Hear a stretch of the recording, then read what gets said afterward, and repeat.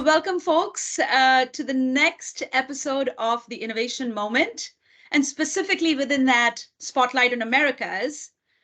Tom and I are very excited to introduce Iggy Bassi, founder and CEO of Cervest. Tom, would love for you to introduce Iggy and our topic of discussion today. Terrific, Shivani, and good morning, good afternoon to everybody around the Americas. Excited about today's guest with Iggy. Iggy and I have known each other for over a year now, but this problem and this challenge that Iggy and Cervest are attacking is a big one. And when we look at Project Spotlight, it starts with a problem. It doesn't start with the tech, it starts with the problem. And the problem for us, for all of us humans around the world, but also for our clients, is decarbonization. And how do we get to net zero going forward? Because the impacts of climate change is being felt everywhere. Here in California, we have fires, we have floods, we have wind. Those situations are replicating all around the world. And those all have ramifications to our supply chains, the resiliency of our supply chains. Impacts are both physical and financial. And so, Iggy, welcome to Thank you very much, Spotlight on Americas. Shivani, thank you very much. Great to have you on board. Iggy is one of the best founders that we have inside of our portfolio. He's been a serial founder, but it's more his generosity in many ways of how he cares about humanity that has really pulled me towards you, my friend. And so let's talk a little bit about Cervest. You know, this is a problem of natural disasters, but it's a problem of measurement, right? It's how do you measure this impact, right? Is that why you founded Cervest? Yeah, absolutely. So the journey of Cervest is one of some direct impacts on myself, Tom. As you remember, I used to run a farming business, and on the farming business, we had these so-called random events, extreme events. I said, surely there has to be some mathematics we can put behind this. So when I sold my previous business, I brought together some of the world's best mathematicians and say, we have two broad problems. We have accelerating GHG gases, so we need to decarbonize as fast as possible. We also have a biodiversity loss as well. So think about these as twin challenges. Now, we set out to say, well, how do we measure these? Because the impacts, like you said, on these for our assets, our infrastructure, our schools, our hospitals, our investments are fairly significant. But the challenge for most of our collective clients and governments is we don't know how to measure this. We need new forms of measurement so we can really understand the impact, short-term, historic impacts, but also forward impacts, and say, what's going to happen to Tom's asset in 5 years' time, 10 years' time? What specific hazard is likely to hit it?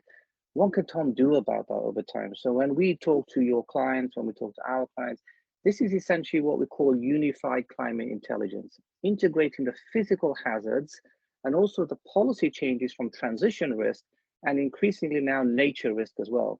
Because I don't think you can look at these risks in isolation, Tom. I think for decades we've been building fantastic individual models, but the time has come to look at these as compound events and really unified problems that need to be solved at a systemic level, at an asset level, at a corporate decision level as well. The one thing that I was compelled to move towards climate intelligence, we were at Spotlight, because of the impact just in the last year. It's over $300 billion of damages and impacts to natural disasters just in 2022. And so how important or is trust in this whole thing? Because we're using ML and AI techniques to be able to give this climate intelligence through Cervest. How important is trust in that data to your clients? No, absolutely. I mean, that's the heart of it. But just to go back, I mean, everything we do is peer reviewed. So we make sure that we use the best scientific understanding of what we can know. We can't know everything, Tom, right? So we're very clear that we have the scientific basis. ML and AI allows us to tie together in novel ways to understand the risk, but the underlying principles behind Cervest, all of its science models, its hazard models, are all scientific. So we have about 60% of the firm are PhDs and masters. So without that scientific basis, it's very difficult to tie together all these hazards, all these methodologies. tools like ML, AI can really help us accelerate the understanding and propagate the risk. It's actually enabled us now to look into 190 different countries, look at individual assets, any collections of assets, and say, what's going to happen? What has already happened? Because that's observed data. When you build trust with customers, you say, this is the observed data that's already happened. This is what's happening right now. And under different scenarios, depending on how fast we can decarbonize, this is the probability of what's going to happen. And this is the belief we have in that probability. Yeah, to that point, right? I think the heart of the climate intelligence, what I really like about it is it's business intelligence plus technology intelligence, right? You're combining that together for managing asset level climate risk. And you're absolutely right. You're looking at historical, current, and even predictive information, and then marrying that with the human element of it, with the non-technical analytical element of it. And I think that's the, correct me if I'm wrong, what I'm hearing and what I'm seeing is that it seems to be kind of at the heart and the secret sauce with Cervest, right? No, absolutely. I think it's a fusion of multiple hazards and also integrating physical with transition and nature risk. So if we take an example with one of your clients in Latin America, where we work together successfully, is Ecopetrol. It's a large integrated energy company. So what they really want to know is, well, how are physical hazards affecting our ability to think about our oil assets, and also then the transition to renewable energy? How quickly does that need to happen? Could that render our assets stranded over time? Also now we're thinking about looking at nature risk over that to say, well, how does a changing eco-services change for your physical assets, for your transition risk over time? What's the risk of that? And then how do you put that into a new competitive equation, which is ultimately about climate aligning your business over time? Because I think no business in 15, 20 years time, if they're not climate aligned, won't be operating. They certainly won't be financeable, right? And they'll be heavily regulated. So now is the opportunity to embrace climate intelligence or unified climate intelligence, baseline your risk today, get a health scan on your assets anywhere on the planet, and then trying to think about how do I integrate climate intelligence into my core business decisions, whether I'm looking at refinancing, location planning, supply chain risk, asset integrity, operational risk. Then our clients collectively can then say, okay, now we finally climate aligned our assets to think about becoming more competitive. Iggy, you talked about, there's a recent report that Accenture did with the UN that said about 67%. This is rising up in the priority lists of CEOs around the world, corporate CEOs, is getting ESG, getting proper data around climate intelligence and such. Yet only about 17% have actually implemented the AI that is necessary here. You mentioned Ecopetrol as one of the clients in the energy side. What are the markets that are the first movers in this? Is it financial? Where are you playing out right now? Yeah, I think largely, Tom, the market is driven either because you've experienced some physical hazards. So people who generally own physical assets, so oil and gas companies, real estate companies. But I think there's a great leveler, which are the global disclosure laws. So suddenly, whether you're in the finance sector, you're in the healthcare sector, petrochemicals, everyone's getting asked the same questions. What is your risk? How do you measure it? How will you manage it over time? How will you communicate that alongside your financial statement? So it's actually a structural shift that we're seeing here, Tom. It's not just measurement for a regulatory tick. This is a fundamental shift that we're seeing, because as part of that, we also have to decarbonize as fast as possible.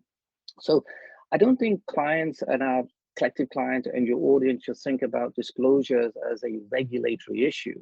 It's a trigger for action to how do I climate align and how do I become more competitive over time, Tom? So I think we are, I mean, between our teams, we're looking at about 15 different sectors right now. It's a horizontal problem. There are different vertical applications which we're working with your teams on, but this is a horizontal. This is a society level problem. It's not just a corporate problem, of course. So then to that point, Iggy, what are some of the actions that corporations, business executives can take in order to take that, even that first step towards solving this problem? Yeah, so this is why we've sort of integrated with your wonderful climate map climate.map tool to say, let's just get an early understanding. Because first of all, you need to do a diagnostics. So like if there's something wrong with you, you go to the doctor, what you do, you get a diagnostics, understand which assets are most at risk, over what time frame, for what type of hazard. Are they recoverable risks? Can I make low regret decisions and investment decisions to fix these assets, to climate align them? So some of our largest customers have now started implementing policies around heat because they're experiencing more heat. So they're thinking about HVAC systems, they're thinking about location planning, for instance. Many of our customers are now looking at their supply chain to say, how much geo concentration risk do I have in a particular location, given the intensity of some of these hazards? Can I work with those suppliers over time to say, how can we jointly adapt some of your assets to ensure the continuity of that supply? Because there are some supplies that can only come from certain parts of the world, like mining, for instance, or semiconductors can be moved, but we have a huge sunk cost in some of these assets, right? So some of those choices can be as sort of engineering design. We're working with architectural practices that are now codifying a future state of physics into the design phase of that asset. So because we have to start thinking about entire asset life cycles. It's not just what's up today, it's what can we design for tomorrow and how can we retrofit what we have today. And it appears timing is everything, right? And I think if anything, we're probably a little late. And so late meaning that we need to move. The timing is now, and it's not a futuristic thing. We have to begin to make change and enforce change today.